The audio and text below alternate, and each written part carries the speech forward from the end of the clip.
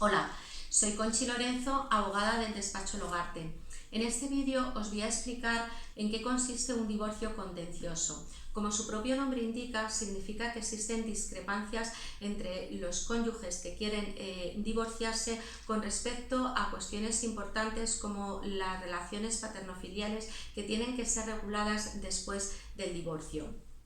Es necesario tener en cuenta que para presentar una demanda de divorcio desde el año 2005 no es necesario alegar ninguna causa de divorcio. Basta únicamente con que se haya perdido lo que se denomina la affectio maritalis para poder presentar esa demanda de divorcio. Asimismo, se requiere que al menos el matrimonio haya tenido una duración de 3 meses. No será necesario tener en cuenta este periodo de tiempo cuando uno de los cónyuges haya atacado a la libertad, a la integridad sexual del otro cónyuge, de los hijos en común o de los hijos del otro cónyuge.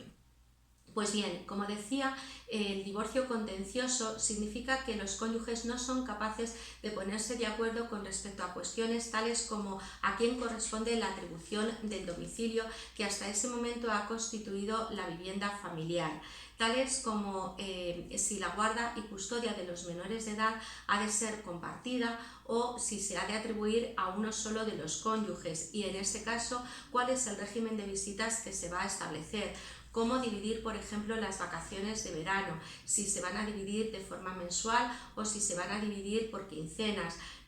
los horarios y el lugar donde se va a proceder a la recogida y a la entrega de los menores, con quién tienen que disfrutar el día de la madre o el cumpleaños de la madre, el día del padre o su cumpleaños, o incluso con quién tienen que disfrutar el día del cumpleaños del propio menor. Suelen surgir también problemas a la hora de determinar la cuantía de la pensión de alimentos. La pensión de alimentos se determina siempre teniendo en cuenta, por un lado, las necesidades del menor de edad. No tendrá los mismos gastos, por ejemplo, si acude a un colegio público que si acude a un colegio privado. También habrá que tener en cuenta cuáles son los ingresos que tiene el progenitor, que va a tener la obligación de satisfacer esos alimentos. Lógicamente, si es un progenitor que recibe unos ingresos de 1.000 euros, no podrá realizar una pensión de alimentos de 500 euros para un menor de edad, puesto que lo contrario significaría dejar a ese progenitor sin el dinero que él necesitaría para poder cubrir sus necesidades más vitales.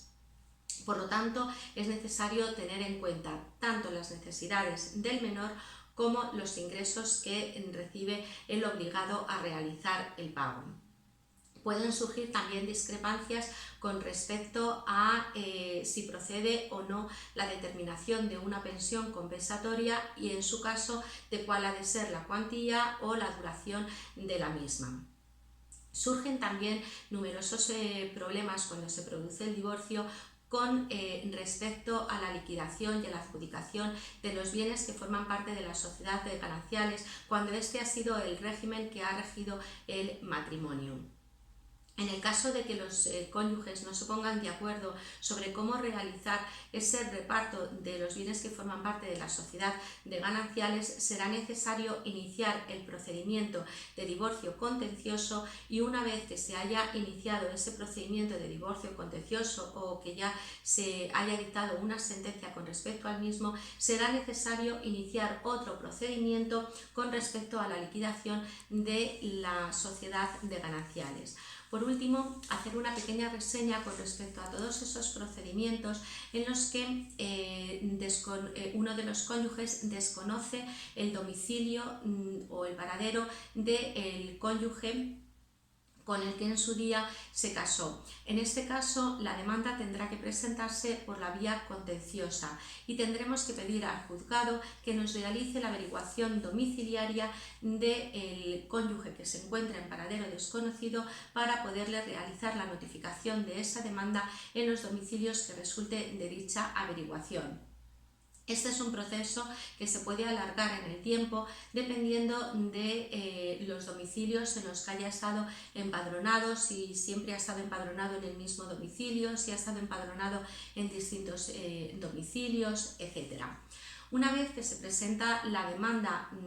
firmada por abogado, procurador y acompañada de todos los documentos, lógicamente, que sustentan el relato de los hechos de esa demanda, se presentará en el juzgado, que en el plazo aproximadamente de un mes y medio, dependiendo del juzgado, procederá a su admisión a trámite y se emplazará al otro cónyuge, una vez que se le haya notificado, para que proceda a contestar a la demanda. Una vez que el otro cónyuge haya contestado a la demanda, se señalará día y hora en el que se deba celebrar el juicio. Importante tener en cuenta que el procedimiento contencioso puede transformarse en un procedimiento de mutuo acuerdo en cualquier momento antes de la celebración de la vista oral. Y también es importante que tengáis en cuenta que es posible la solicitud de medidas provisionales bien con anterioridad a la demanda o bien de forma coetánea, de tal forma que se regulen las relaciones paterno-filiales en un periodo de tiempo relativamente corto, sin tener que esperar a la celebración del procedimiento principal, que normalmente va a tardar más en el tiempo. Muchas gracias y nos vemos en otro vídeo.